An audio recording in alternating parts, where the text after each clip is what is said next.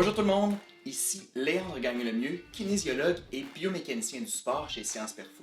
Aujourd'hui, le titre de la capsule vous a peut-être fait sursauter un peu, mais c'est bien vrai, la force musculaire n'est pas un déterminant de la vitesse qu'un joueur peut atteindre sur ses patins. Il y a quand même beaucoup de nuances à faire avec ça, puis c'est ce que je vais vous expliquer dans la capsule d'aujourd'hui. En plus de ça, je vais vous donner le meilleur exercice que vous pouvez faire pour améliorer concrètement votre vitesse de patinage. Pour commencer, il faut bien définir qu'est-ce qu'on veut dire par être vite. La vitesse maximale est atteinte normalement à la fin d'une longue accélération.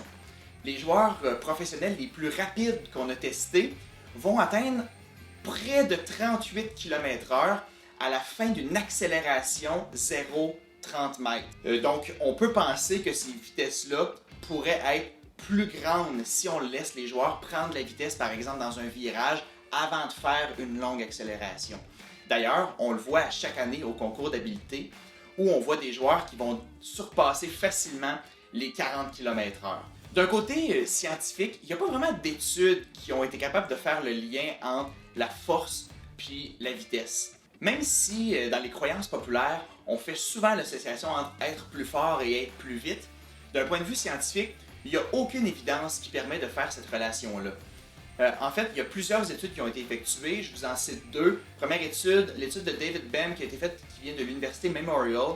Ils ont fait des tests entre la force développée sur une répétition au leg press et il n'y a aucune corrélation possible avec la vitesse maximale qui va être atteinte sur la patinoire. Même chose avec une étude de l'équipe de Runner qui a été faite en 2015, qui ont pu voir aucune relation entre la charge maximale, une répétition au squat, puis la vitesse maximale sur patin. Puis ça, je ne vous cite pas toutes les autres études qui ont été faites là-dessus aussi dans le milieu du sprint en athlétisme ou dans le milieu du football, par exemple. Si la force, c'est pas le facteur principal qui permet d'aller plus vite, c'est quoi? Dans le monde de la préparation physique, on va souvent rattacher le concept des performances explosives à la puissance. Mais la puissance, c'est un concept un petit peu plus complexe, qui a beaucoup plus de nuances que ça. Puis ça, je vous garde ça pour une autre capsule. En fait, ce qu'il faut savoir, c'est que la puissance, c'est le produit de la force fois la vitesse. Si on met cette relation-là sur un graphique où est-ce qu'on place la force sur un axe vertical et la vitesse sur un axe horizontal, on voit que la relation trace une courbe qui est inversement proportionnelle. Ça veut dire que lorsque la force est élevée, la vitesse va être faible. Et lorsque la vitesse est élevée, c'est la force qui va être faible. Donc, un ne va pas sans l'autre. Les principes de relation force-vitesse, ça s'applique dans tous les gestes sportifs que vous connaissez, dont l'accélération qu'un joueur va faire sur la patinoire. Ça veut dire que pendant l'accélération, le joueur va partir avec une vitesse nulle et ça va lui demander beaucoup de force pour aller générer un déplacement vers l'avant. Et lorsque le joueur a une certaine vitesse, il y a de moins en moins besoin de force pour aller plus vite. Donc la nécessité en force diminue avec l'augmentation de la vitesse. Au hockey, c'est exactement la même chose. Si vous avez une certaine vitesse, par exemple vous allez à 30 km/h, puis vous voulez faire une poussée, si votre poussée, votre jambe n'a pas une vitesse de contraction musculaire qui est plus grande que 30 km/h, vous n'augmenterez pas votre vitesse. Vous allez stagner. Donc, ça ne sert à rien d'être plus fort à ce moment-là. Il faut générer des vitesses de contraction musculaire qui sont plus élevées. Ça veut dire que pour être vite, il faut aller vite.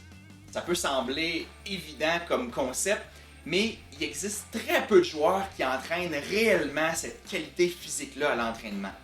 La majorité des joueurs vont viser à utiliser les charges de plus en plus lourdes, autant dans les exercices de musculation, pliométrie, ou même quand ils vont faire des sprints où est-ce qu'ils vont tirer une charge, par exemple. Pourtant, c'est exactement ce qui les empêche d'entraîner leur vitesse. C'est ce qui vous empêche d'aller plus vite. Pour travailler la vitesse de contraction musculaire, il faut utiliser une méthode d'entraînement qui s'appelle la survitesse ou l'overspeed.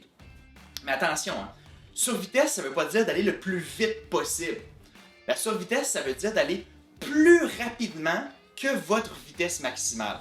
Puis ça, c'est pas mal plus compliqué, hein? Ça nous prend des outils particuliers pour nous aider à générer des contractions musculaires plus rapides que notre corps peut le faire réellement. Par exemple, si vous faites des sauts verticaux, que vous sautez dans les airs, et puis que vous ajoutez du poids sur vos épaules avec une veste ou avec une barre, ben, vous allez travailler la portion de votre courbe force-vitesse qui est plus axée vers la force et un petit peu moins vers la vitesse.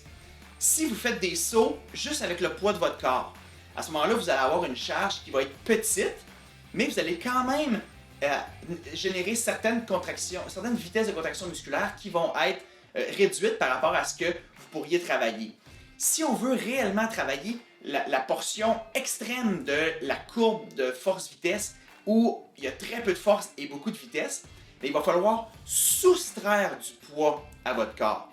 On peut faire ça par exemple avec un saut vertical à l'élastique, où est-ce que vous sautez dans les airs avec l'élastique qui vous tire vers le haut. Donc pour être capable de générer des bonnes hauteurs de saut, mais vous devez augmenter la vitesse de contraction musculaire, la vitesse d'application de la force dans le sol. Ça, c'est d'après moi l'exercice que tous les joueurs de hockey devraient faire à répétition pendant l'été s'ils veulent devenir plus rapides.